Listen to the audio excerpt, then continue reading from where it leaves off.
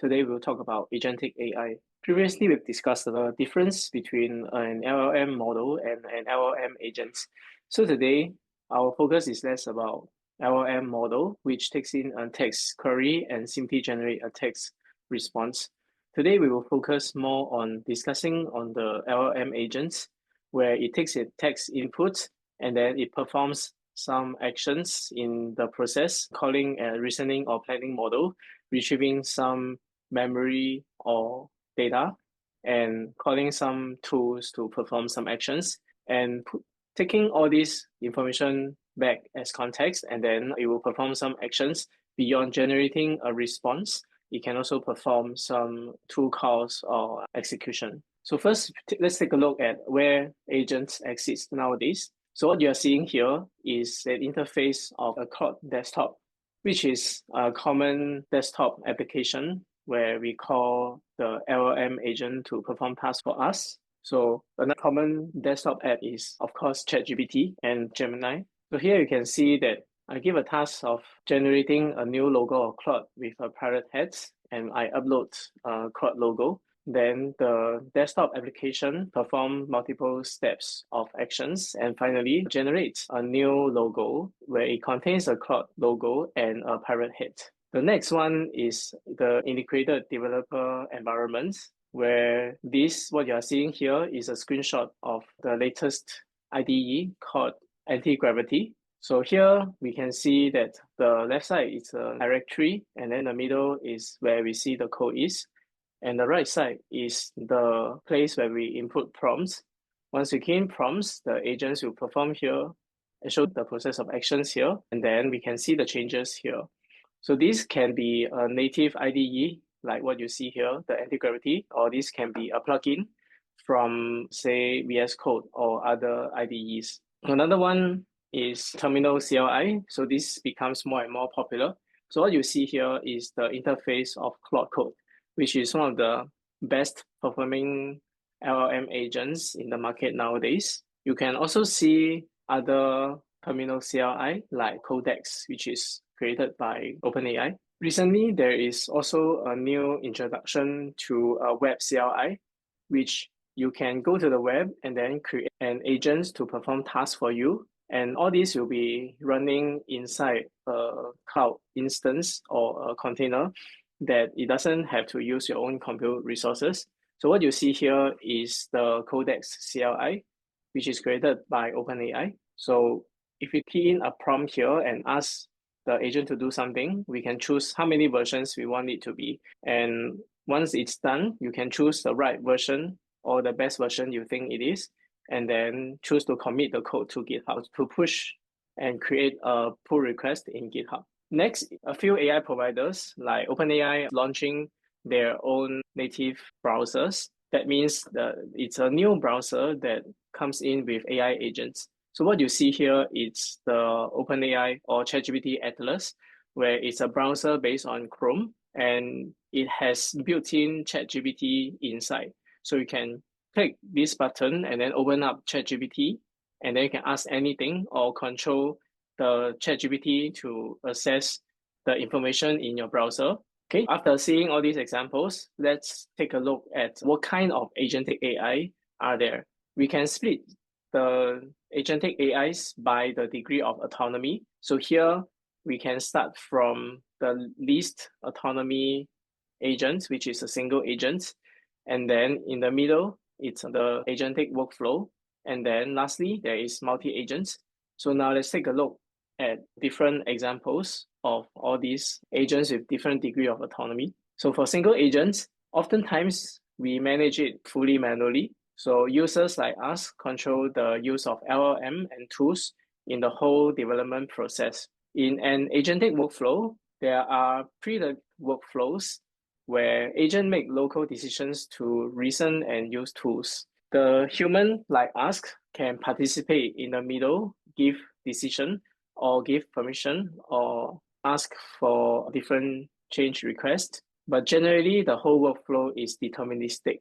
And finally, we have the highest autonomy workflow, which is multi-agents. So generally, the agents themselves plan, execute, and make different decisions autonomously. The user normally give a very high level or very abstract instruction, and the agent is supposed to figure out what to do and how to do it, and then instruct the worker agents to call tools or analyze in its domain to complete the task. And later we stitched all the tasks and deploy for the user. So now let's look at an example. So for single agents, the user may prompt the agent to code, then the agent will write the feature that the user requests, and then the user will use like a tool like VS Code and edit the code inside or copy and paste the code. And after that, if there's a bug, the user will prompt the agent to debug, and then the agent may fix the bug and then send the user a piece of new code. And then the user will take the code and then paste it at the right place in VS Code, and it repeats until the code is functional and the user is satisfied. And then the user will call a tool to deploy the code. In semi-autonomous agentic workflow, where the process is almost fixed, now after the user has prompted the agent to code, an agent will plan the workflow according to a preset template, and then the agent will call the tool to analyze the requirements, write the task, write the test cases, write code the features, test the code, and then finally deploy the code. Lastly, when we are in a very open-ended agentic workflow, the user will just prompt agent to code, and without any predefined workflow, an agent will figure out how and what to do, and then instructs other agents to do it on the fly, and finally deploy the app according to what the user wants. Now let's take a look at the agentic AI's building blocks. So generally, we split the building blocks into these four categories. So there are models, there are internal tools, there are external tools, and there are external agents. The most common building blocks are reasoning model and general models. So for reasoning models, they are used for planning, for analyzing the problem or finding out the bug, and also to use for control flow. Whereas for general model, we commonly use it for generating text, use of tools or execute code, which doesn't require much thinking and only require taking action. There are other special types of models, like here there is speech or visual models, where we use it to process voice, like we will take in voice using speech to text, and then we will also convert text to voice using some text to speech models. For visual models, we can use it for video understanding or image understanding. And more recently, visual models are used to generate world model that can generate videos in real time by scene based on inference time generation. There are other specialized models, such as some document models to convert PDF to text. Those are OCR models. There are also chart analysis models where it's specially trained to analyze charts. After discussing about models, we can take a look at some of the internal tools. So for internal tools, they are typically APIs that are wrapped within a function. So these APIs can be used to perform web search, reading data, sending email, etc. We can also use internal tools to perform say retrieve some database or knowledge base and some long-term or short-term memories like past chat logs or user memories like the user preference or the user demographics based on the previous interactions or the user's instructions. Finally, it can be code interpreter where it writes programming code and then execute it to perform specific task. So we can write Python code to calculate, or we can write Markdown code to visualize. Lastly, we can also extend the capability of AI agents using external tools and external agents. So these are typically achieved by using some protocols, two of which are MCP, which stands for Model Context Protocol, and A2A, which stands for Agent to Agent Protocol. So these are protocols or standards that we follow to invoke external tools like Figma or GitHub. So let's say our application integrates with all these MCP server. We can let the agents retrieve say a Figma drawing or a GitHub repo directly through the installed MCP servers. Whereas for A, we can programmatically communicate with external agents through this protocol or external MCP host to instruct external agents to perform certain tasks and give us the response. There are many kinds of agents out there, like Code or Perplexity or Gemini. So how do we know which agents performs well? So now let's take a look at some of the most common evaluations or benchmarks of Agentic AI. So here is a screenshot of the latest reports of the Gemini 3 Pro performance. So of course, when they post the performance, they try to put themselves in front and then show benchmarks that they performs the best. So here, let's take a look. So there are many benchmarks used here. So first, they have this humanities last exam, which is believed to be the hardest benchmark. There is a description here. So this humanity last exam has the purpose of academic reasoning. So this has no tools and with search and code execution. So Gemini 3 performs 37.5% of accuracy without tool and 45.8% with code execution, whereas the rest of the models does not report this performance. And then there is visual reasoning puzzles.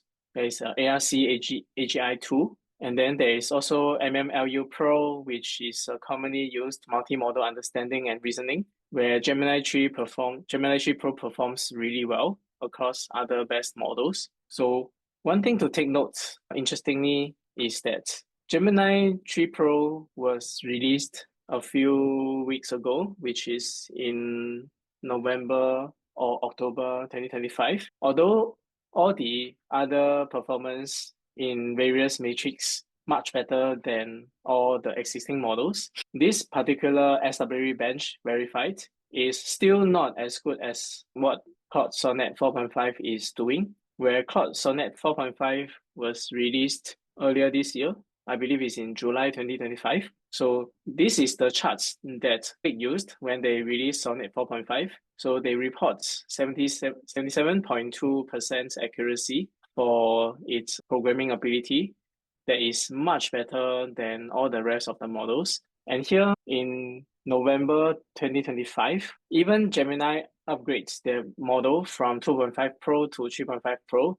It's yet not as good as Claude Sonnet 4.5. And also GPT 5.1, which was released, I believe, in October 2025, they are still not as good as Claude Sonnet 4.5. And Claude Sonnet is not the best reasoning model in Claude's family. So Claude still have Opus, which is designed to be the reasoning model. So I quite look forward to seeing the release of Opus 4.5 for reasoning and then Sonnet 4.5 for execution. Another place we can see the practical evaluation is this site called Artificial Analysis. Let's take a look. So this is the sites that we often for artificial analysis.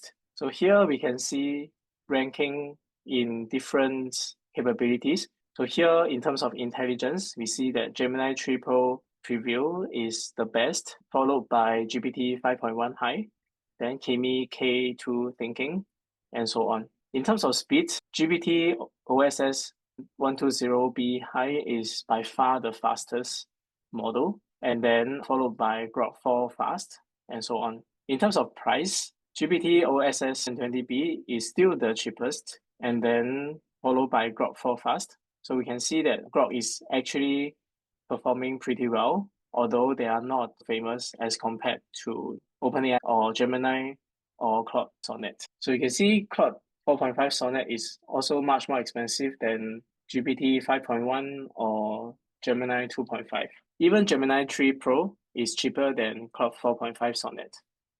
If we scroll down, we can see a further breakdown. We can see coding indexed, and we can see agentic indexed. So in many places, Gemini 3 outperform most, if not all, the models. Okay? And then we can see there are ranking for open weights and proprietary. So all these black color bars are proprietary models, and the green color bars are open source models, open weights models. So we can see that actually the open weights models are catching up with the proprietary models. And as in some tasks, like for intelligence index, some open weights models performs better than the famous closed proprietary models. Furthermore, we can also see some models performance by categories. Like here, we can check the speech to text model, which is very different from the text model. So we can see that there's this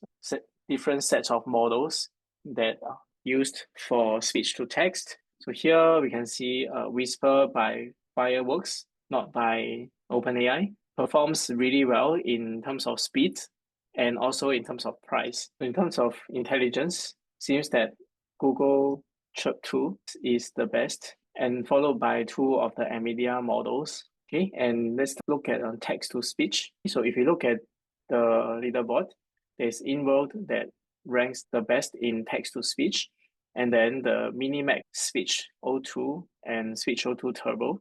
So they released earlier this year, but they performs really well. And then we can also take a look at speech to speech, which is one of the latest application. So again, Gemini 2.5 Flash native performs really well for speech reasoning and for speed and as well as for price. Okay, so if you are trying to build a speech agent, Gemini 2.5 Flash Live or Flash Native are two very good models for you to use. Next, let's talk about some agentic design patterns. In general, a design pattern is a general reusable solution to a commonly occurring problems.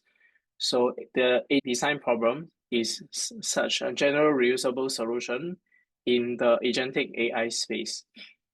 So some of the common design patterns include planning, tool use, routing, human intelligence, and many others. So today we will go through a few most important agentic design patterns here. First, take a look at reflection. Reflection is one of the most commonly used workflow, not just in agentic AI, but also in human task. So now let's use this example of us as human reading financial reports as a demonstration. To read a report, first we will open up the report and then take a look at the first page, and then we will capture some of the information, and then we write down some notes that is important for our purpose. If let's say we want to analyze the financial statements to help us make investment decision, we will take down notes that is relevant to our purpose. So here we read this block, we will take down some information. As we progress, we will read more information and then we will take down more notes. So here, what I want to note is that when we read more information, we don't simply forget what is the information that we just read earlier. So when we read, the whole information will be taken into consideration, although the focus could be on the later parts. The earlier parts will not be forgotten immediately. As a result, the more we read, the more information we have to process to be able to write down the note. And as we progress, there will be more context that we have to remember to make such judgment. Okay, and as a result, if the information gets longer and longer, when we want to take notes, it's easier for us to make mistake. As a result, we should introduce these reflection steps where after reading through specific parts of the financial reports and we have taken down some notes, we will read these parts again and compare the notes to check or to reflect whether the information taken down is all correct or it's sufficient to serve our purpose. So if we have some missing information, we will add it in. And then if we have some errors, we will correct it. So this is very typically how human does a certain task and correct at the end or at every milestone. So this reflection step is typically a hard-coded step. Like when we read and then we take notes, we want to force ourselves to reflect by comparing the sources of the data, such as the financial reports and the notes that we have taken, and reflect if the note is ready for our report writing. So here we incorporate agents into this workflow and make it an agentic workflow. So first, instead of us reading the financial reports, we prompt an agent to do it. The prompt will incur some tools to read the page part by part, and then it will call some agents to analyze and take down notes. After that, we will then perform a reflection that takes in the intermediate notes and the data source to reflect on whether there are changes or there are addition to made. And after that, we will generate the final report for our analysis. Typically, this reflection step is hard-coded step. It can be in different form, such as code execution, guide rails, LLM as a judge, matrix eval, and human eval. For code execution, we can write some code to check if the information inside the report matches with what the notes has written down. For guide rails, we can check if the retrieval of some parts match the recorded information. For LLM as a judge, we can call a separate model that pass in some part of the information and the respective notes and ask the LLM to rate if this note is grounded or accurate.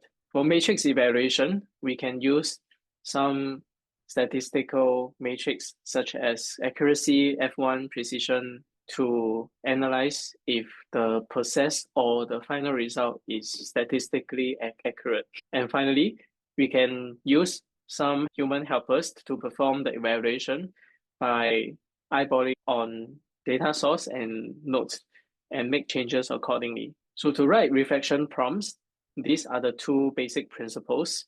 So first, we want to write it to clearly indicate the reflection actions to take. And secondly, we want to specify the criteria to check. But here is an example. So to write a reflection with code execution, we can ask the agent to run all financial calculations again, and then we can check whether the numbers tally. We want to ask the agent to check some edge cases, say in the event of zero revenue or negative cash flow, and check the rounding, currency conversion, and finally update the reports with all the correct computation. Here's another example for reflection with guide rails. We can call the agents to review whether the financial analysis avoid unsupported claims or overconfident predictions, which are two actions.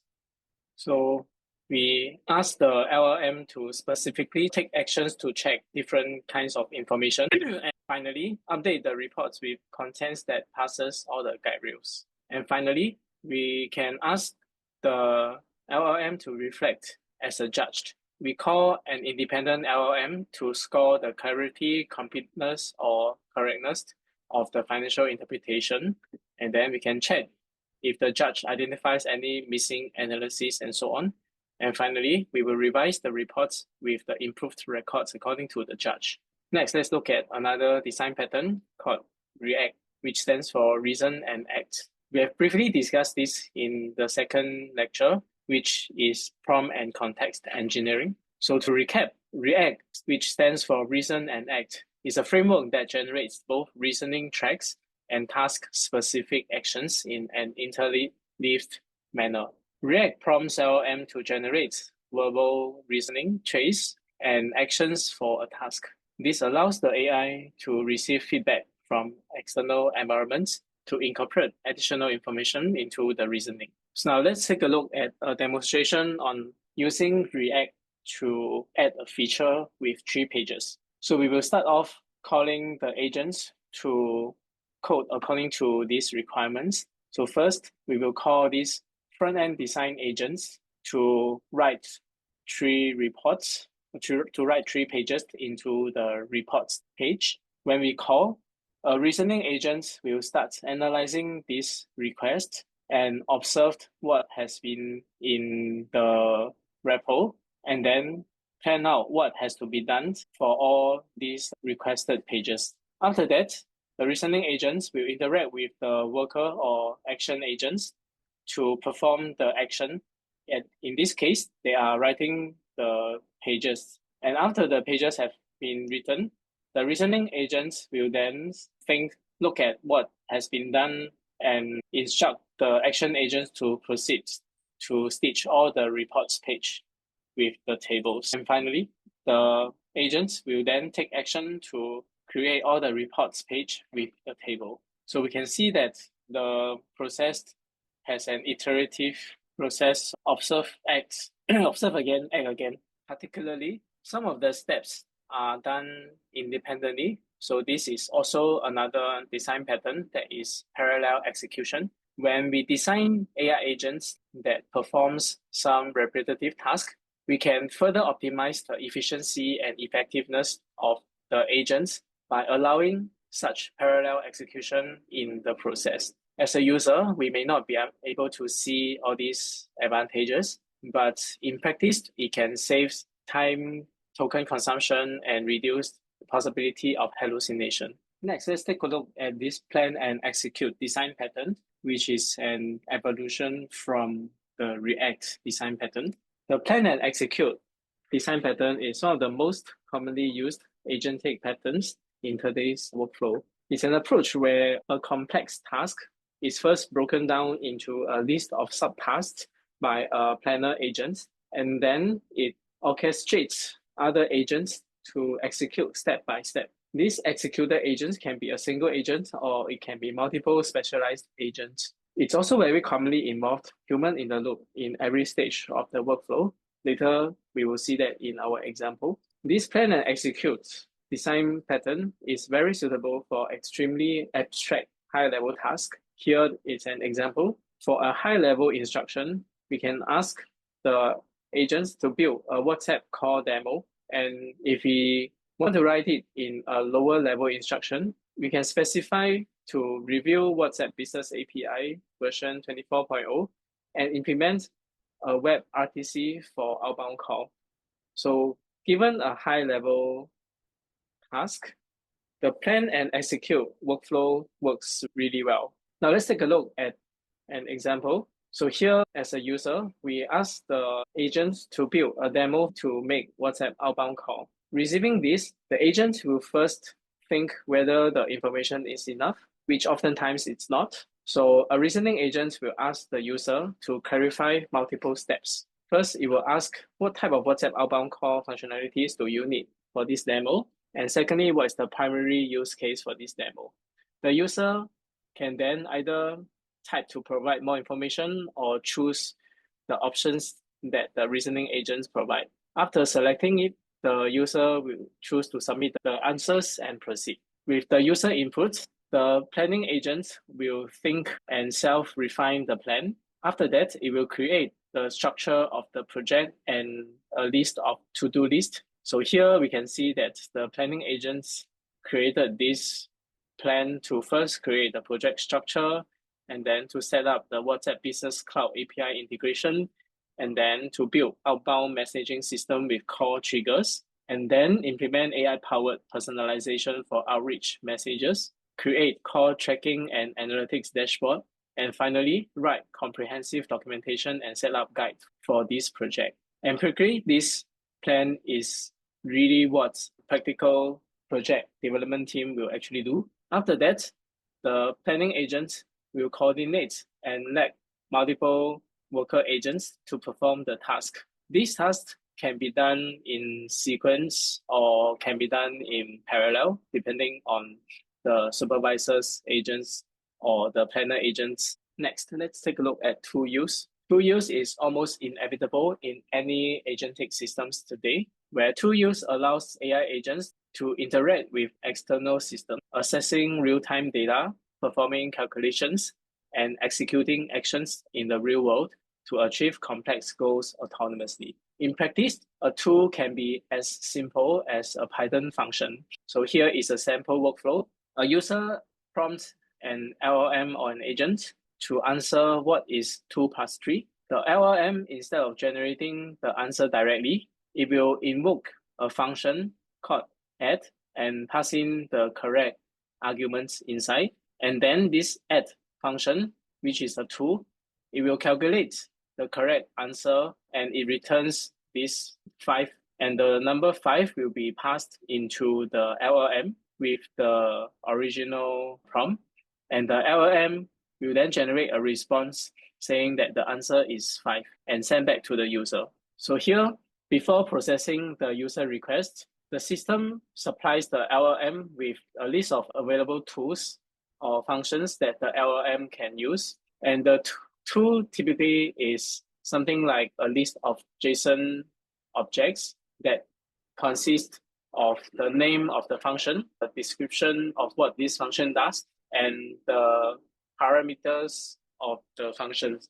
Let's take a look at the programmatic workflow of this. When the user prompts the LLM to perform such task, essentially we are creating a client object from the OpenAI class that we import from the OpenAI SDK. And then we create a response object by calling the client.chat.completion function.